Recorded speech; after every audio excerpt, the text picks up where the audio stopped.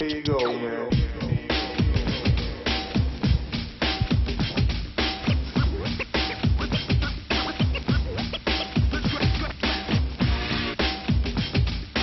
It's the first change in golf in 500 years. I mean, if you like playing golf, you're going to love playing PowerPlay.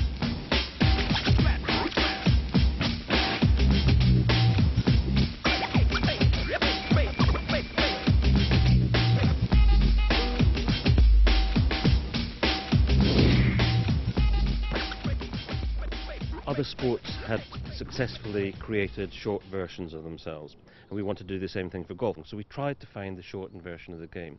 Looking at the successful ones, the 2020 cricket, it's evident that just playing less of something is not enough. You have to change the dynamic, you have to add something in, you have to add a little bit of spice or excitement or whatever it might be. And we had a bit of a eureka moment, which actually came from a non-golfer that was in the room, who said, well, wouldn't it be easier just to stick 2 flags in the green, which is thinking the unthinkable for a golfer. But I thought, of course, it's exactly right. Golf needs something. You know, it's been around a very long time. The world has changed dramatically around it, but golf hasn't changed at all. And as a result, actually, the game is increasingly out of step with modern lifestyles, and most obviously in the length of time it takes to play it. The main thing for golfers these days, there are several challenges. They're time poor. They can't go and play a 5.5-hour round at the club on a Saturday because they're getting beaten up by wife and family. They're working harder, longer, they're never at home. Golf's expensive as well. It's also seen as somewhat elitist, and the game that we're offering here does away with the elitism as well. The way the game works, 2 flags in the green, 3 times in 8 holes, the first 8 holes, you must have player power play, which is going for a black flag. When you do, if you're successful and get a net birdie or better, you double your points. It's a very simple concept.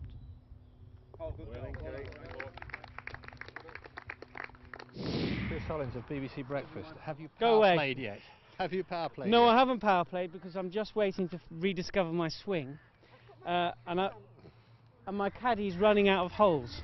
But you've gone for the power play, Elizabeth. My caddy has made the decision. With the black hat. With the black hat, we're going for a power play. I've got a shot. What do you reckon on the format, though? It's exciting. Yeah, it's brilliant. Yeah, if I could play golf, that would be even better. But it's a great idea. When you play a power play, you double up the points you get on the hole. Yep. The cock-up that we've made. You? Yes. It's a team game. All right, okay. And sorry. we're going to share the bonus. Okay, all right. Is that we haven't used our power plays on the Right. holes that I had shots on. Right. So I think we're going to miss the cut, and the it's not- beers are on you. Okay. I've had a couple of poor shots early in the round, but I'm still not out of it because at any given time I can hit my black flag or my power play flag, as you call it, and I'm back in the mix. So, you know, it's more fun in that way. You know, you're never dead until, you know. It's all about risk and reward, isn't it? Risk and reward, that's the word. Joe's on the tee first. I think, you know, in order to win, Joe, you've got to go for it. Yeah.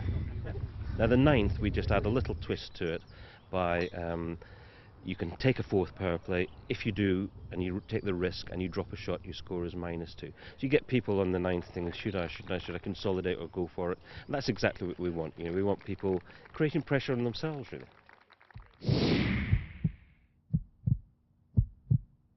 Well, it is good fun, but I am finding that on the power play ones, you're just so nervous. You're much tenser, and it certainly puts the pressure on you. If you're playing competition, you're pressurised enough, but this makes it I've missed 2 easy putts on the last, and they're the only 2 power plays I've done. I don't normally miss those. It's a game for young people, of course. How old are you? I'm 10. You're 10, okay, and you're playing off a handicap of 9. So that's pretty good going. But it's a game for all ages, really, isn't it? Yeah, you can play up to the age of 65 and probably over. What is it particularly that you like about it? Winning. Making putts for power plays. Well done. It's the excitement of the game. Well, once people know they can actually go and play it, then this game, I think, has got every chance of being, as many people have said, golf's 2020. With 2020, it's a shorter game, the balls are flying out the ground, that's exciting, that's what they come to see. Where here is the pressure put on the players playing it, but it keeps everyone in the...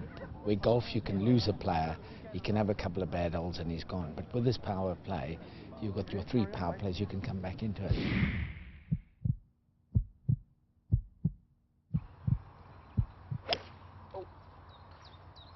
I know they've talked about getting heart rate monitors and they've talked about having players mic'd up. If they can do that, if they can genuinely get to the nub of how the player feels out there over a power play putt for 8 points or whatever, which could take them into the shootout or could mean they don't get into the shootout, and there's definitely something there, and it could be very exciting. There is going to be an audience, and there's going to be a growing audience, I would think, for something like this. So there's drama, there's accessibility for younger players, and there's also the certainty for schedulers that you can fit it into a 2.5, 3 hour time slot.